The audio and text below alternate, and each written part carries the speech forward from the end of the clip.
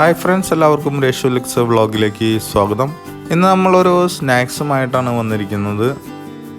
നമുക്ക് വളരെ രുചിയിലുണ്ടാക്കാൻ പറ്റുന്ന ഒരു പൊട്ടാറ്റോ എഗ് റോളാണ്. എല്ലാവരും ഒന്ന് ട്രൈ ചെയ്യണം. ഇനി നമുക്കിത് എങ്ങനെയാണ് ഉണ്ടാക്കുന്നതെന്ന് നോക്കാം. ആദ്യമേ ഒരു പാൻ സ്റ്റൗവിൽ വെച്ച് നമുക്ക് എണ്ണ ഒഴിച്ചു കൊടുക്കാം. എണ്ണ ചൂടായി വന്നതിന് ശേഷം കറിവേപ്പില, ചതച്ചു വെച്ചിരിക്കുന്ന ഇഞ്ചി, വെളുത്തുള്ളി എന്നിവ ചേർത്ത് നന്നായി ഇളക്കി കൊടുക്കാം.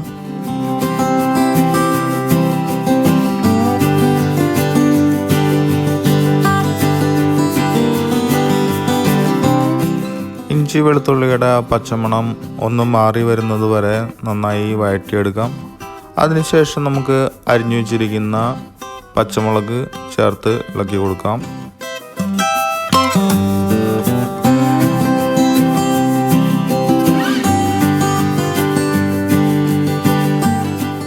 ഇപ്പോൾ ഇഞ്ചി, വെളുത്തുള്ളി, പച്ചമുളക് എല്ലാം ഒന്ന് നന്നായി വഴന്നു വന്നിട്ടുണ്ട്. അതിനുശേഷം നമുക്ക് നീളത്തിൽ അരിഞ്ഞു വെച്ചിരിക്കുന്ന സവോള ചേർത്ത് കൊടുക്കാം.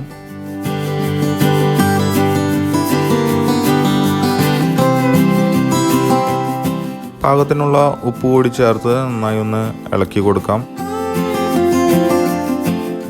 അതിനുശേഷം 1/4 ടീസ്പൂൺ മഞ്ഞൾപ്പൊടി ചേർത്ത് കൊടുക്കാം. കൂടെ 1/4 ടീസ്പൂൺ ഗരം മസാല പൗഡർ കൂടി ചേർത്ത് നന്നായി ഒന്ന് ഇളക്കി കൊടുക്കാം.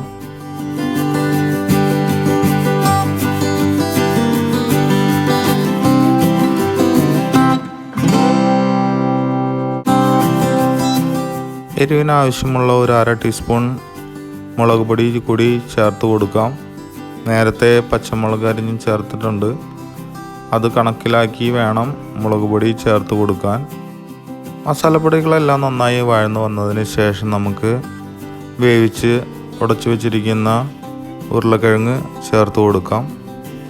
ഉരുളക്കിഴങ്ങ് ചേർത്ത് കൊടുത്ത് നന്നായി ഒന്ന് ഇളക്കി കൊടുക്കാം. വറുത്ത് വെച്ചിരിക്കുന്ന മുട്ട ചേർത്ത് കൊടുക്കാം.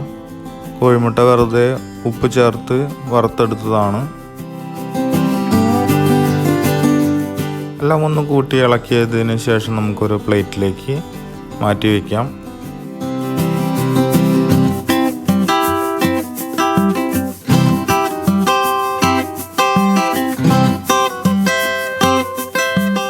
നമുക്ക് റോൾ ഉണ്ടാക്കാനുള്ള ബാറ്റർ തയ്യാറാക്കാം. അതിനായി ഒരു പാത്രത്തിലേക്ക് 1 കപ്പ് ഗോതമ്പ് പൊടി ഇട്ട് കൊടുക്കാം. ഞാനിവിടെ ഗോതമ്പ് പൊടിയാണ് യൂസ് ചെയ്തിരിക്കുന്നത്. ഗോതമ്പ് പൊടിയിലേക്ക് 1 മുട്ട ചേർത്ത് കൊടുക്കാം. ഇനി ആവശ്യത്തിനുള്ള വെള്ളവും ചേർത്ത് നന്നായി കുഴച്ചെടുക്കാം. നമ്മൾ സാധാരണ ദോശ ചുടാനുള്ള പാകത്തിലാണ് ബാറ്റർ തയ്യാറാക്കേണ്ടത്. ആവശ്യത്തിനുള്ള ഉപ്പ് കൂടി ചേർത്ത് നന്നായി ഒന്ന് ഇളക്കിയെടുക്കാം.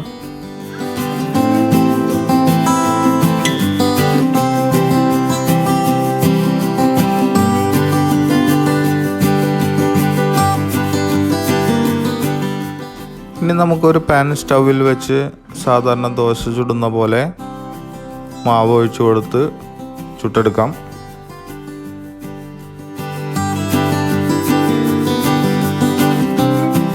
റോൾ ഉണ്ടാക്കുന്നതിന് വേണ്ടി 2 സൈഡും വേവിച്ചെടുക്കേണ്ട ആവശ്യമില്ല. ഒരു സൈഡ് നന്നായി വെന്തതിന് ശേഷം നമുക്ക് ഒരു പാത്രത്തിലേക്ക് മാറ്റി വെച്ച് നേരത്തെ തയ്യാറാക്കി വെച്ചിരിക്കുന്ന ഫില്ലിങ്സ് ഇട്ടുകൊടുത്ത് ഇതേപോലെ റോളാക്കി മടക്കിയെടുക്കാം.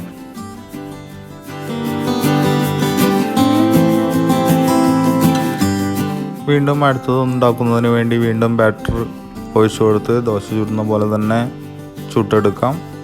അതിനുശേഷം ഫില്ലിംഗ് ചേർത്ത് റോളാക്കി മടക്കിയെടുക്കാം.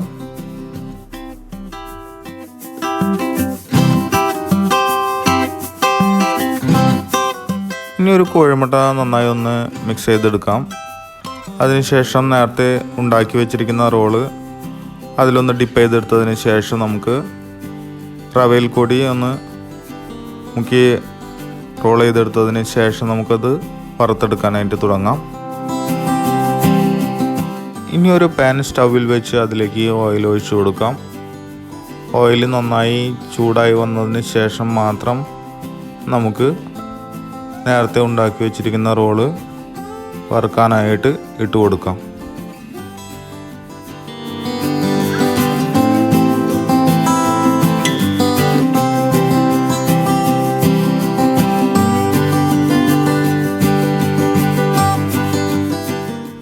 തീ നല്ല ഹൈ ഫ്ലെയിമിൽ തന്നെയാണ് ഇപ്പോഴും വെച്ചിരിക്കുന്നത്.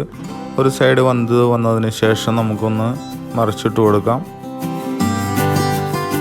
നല്ല രീതിയിൽ രണ്ട് സൈഡും വറുത്തെടുത്തതിന് ശേഷം നമുക്ക് എണ്ണയില്ലാതെ പാത്രത്തിലേക്ക് കോരിയെടുക്കാം.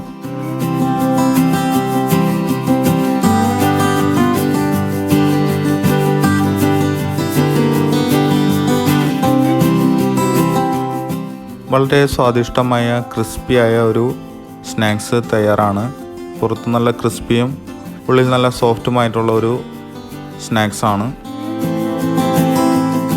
Thank you for watching this video. ഞങ്ങളുടെ വീഡിയോസ് ഇഷ്ടപ്പെട്ടാൽ ലൈക്ക് ചെയ്യാൻ മറക്കരുത്. ഇനിയും ഞങ്ങളുടെ ചാനൽ സബ്സ്ക്രൈബ് ചെയ്യാത്തവർ സബ്സ്ക്രൈബ് ചെയ്ത് ബെൽ ബട്ടൺ അമർത്തിയാൽ ഞങ്ങളുടെ പുതിയ വീഡിയോസിൻ്റെ നോട്ടിഫിക്കേഷൻ നിങ്ങൾക്ക് ലഭിക്കുന്നതാണ്. Thank U.